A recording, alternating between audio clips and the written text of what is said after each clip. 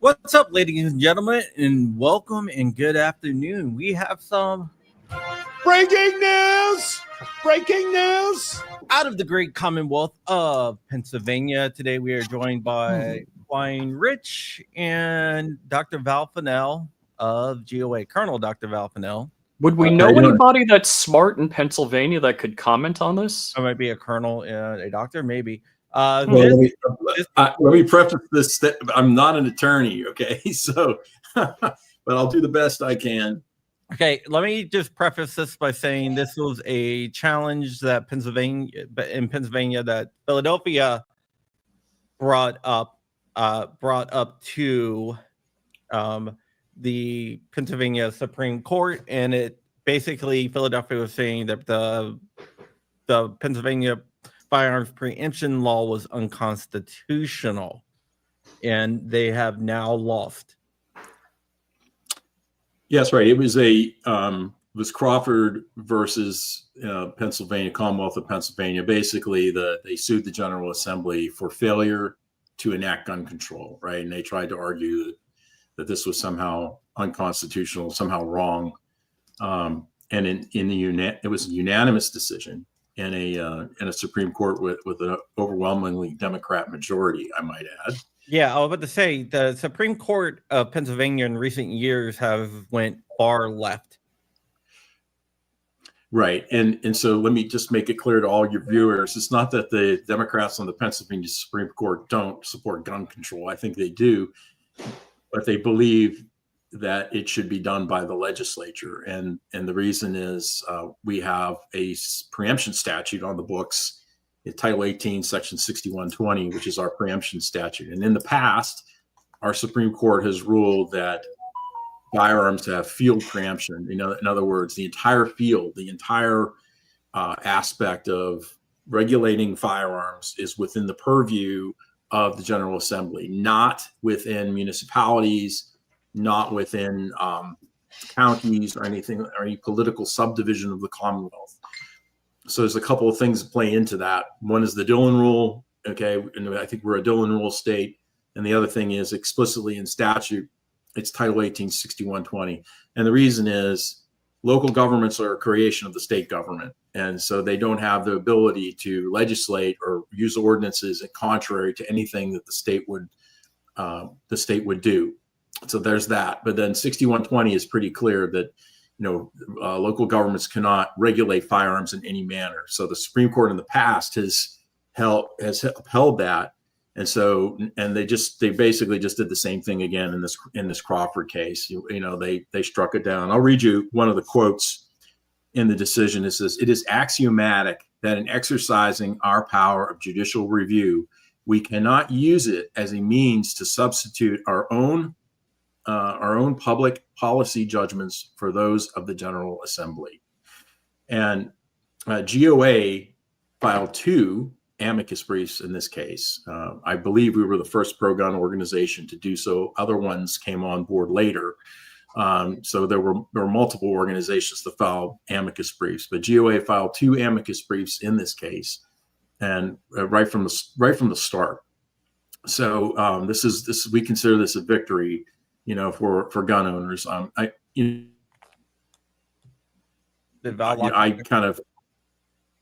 You there? Yeah, we're here It now. dropped a little. Yeah. So I don't think this was a hard one. I thought I thought Philadelphia was going to lose this one, but here's the important part about this downstream. So we won the Crawford case, and what we're hoping is that this decision will queue up the next case that the Supreme Court of Pennsylvania will likely look at from GOA's perspective, which is GOA versus Philadelphia. So a couple of years ago, we filed a case against Philadelphia's ban on manufacture of homemade firearms. And so that we lost that case in the Court of Common Pleas, went to the Commonwealth Court. Now it's on appeal to the Supreme Court.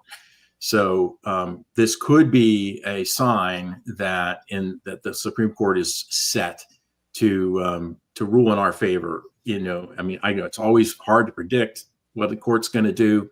They may not. We don't know. But let's just see what happens. Is what I'm trying to say. So if they do, this could be signaling that that the Supreme Court saying that preemption is absolute. In other words, if it's not from the General Assembly, local municipalities and counties cannot enact their own gun control by ordinances. That's what I'm trying to point out. Again, it's hard to predict what they're going to do, but this decision was unanimous, and there's some language in this decision that says they may be a little hard-nosed on the other cases, which is good. We want them to be hard-nosed when it comes to preemption. I gotcha. This seems like the only real outcome of this case was going to be this. Why do you think they challenged it if their legal theories were trash? Yes. Well, to be honest with you, I think it was a political maneuver by the city government to raise awareness statewide and about what they believe the General Assembly should be doing, which is they believe the General Assembly should be enacting more gun control. And so they use this case as a vehicle to get media and publicity and change the optics in their favor. I think that's what they were trying to do, to try to browbeat the General Assembly into passing gun control. So they have tried this session. There were several bills that made it through the House, ended up on the Senate side, dying over there. Yeah. So you believe this was like political theater? Absolutely. Yeah. Total political theater. Absolutely. Yeah. Because I noticed there's like their legal theories didn't make any sense. I mean, it's like it's like new legal theories, and it really didn't hold water. Exactly. Yeah. They're very strained arguments, but oftentimes I have to go back and look at the case. I'm not sure exactly the arguments that they made. This is breaking. I have to go back and reread it. It's been a while since I looked at it, but it's a good decision. I'm glad it happened, and I'm glad it was unanimous, right? That it wasn't just some kind of like 5-2 type decision or whatever, I don't think they had a choice in this case. So they didn't make this decision because they're pro-gun. They made this decision because they don't want to share authority, it seems like to me. Am I wrong on that? Well, yeah, they're upholding the statute, right? So they're saying that, municipalities don't have this power. But they do truly believe that gun control should be enacted by the legislature. That's very clear. Right.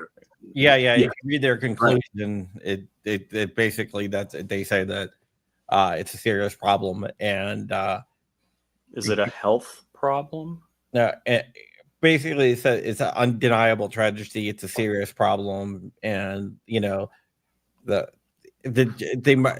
Philadelphia might be justified in thinking that they're not doing enough, but they just can't do that. 6-3. No, we have 7 Supreme Court justices. Yeah, that's I'll explain it to you later. Inside joke. So, could 12 million people crossing the border illegally and killing people be a health issue that we need to have? I don't think the health issue ever came up in this case, Rich. No, I'm just making. I know you're going off topic. So I'm trying to get you back on topic. Yeah, in the past they've used like general welfare clause, the good and plenty clause in the Constitution. I've read it. I've read it. Right. The preamble of the Constitution is not enforceable. right? So it's that's one of the things that I learned in high school civics that they don't understand, I guess. I think they do understand it, Right. but I think they just choose to misinterpret it on purpose to bring Absolutely. up this. Yeah. So It's they willful. basically wasted hundreds of thousands of dollars probably on political theater.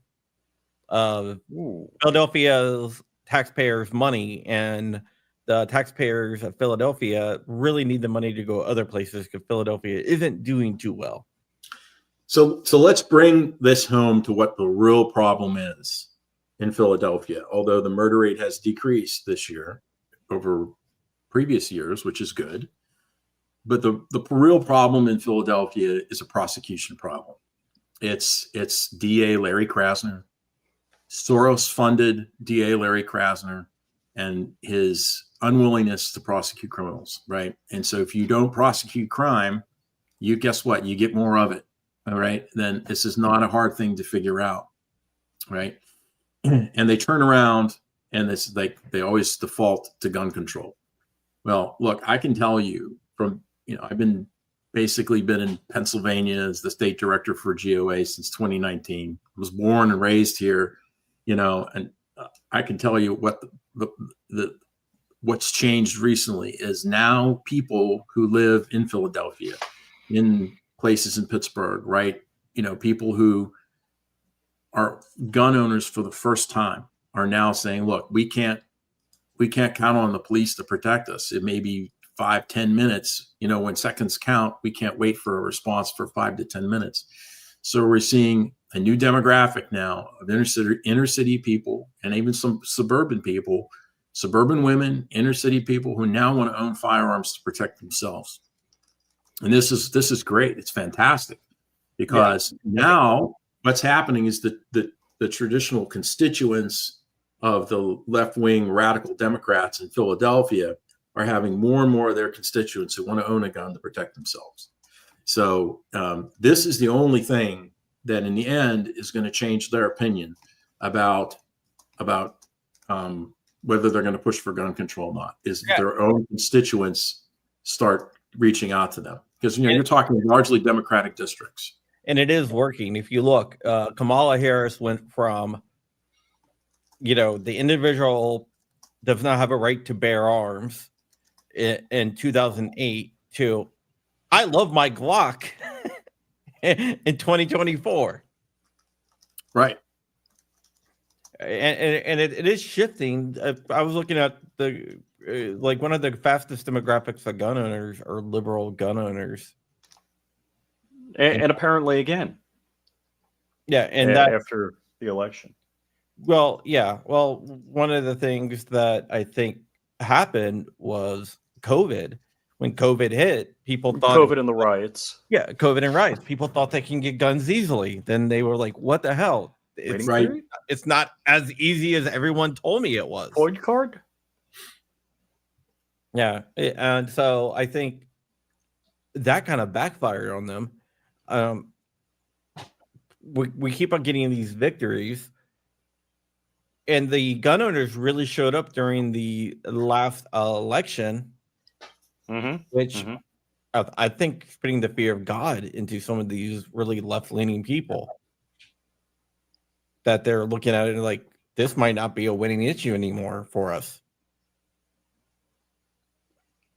Yeah, because I think the knee-jerk reaction on the left to hate guns, hate gun ownership, hate private gun ownership has kind of moved away. I don't think a majority of the left have like, oh my gosh, ban all guns. Only the government should have guns.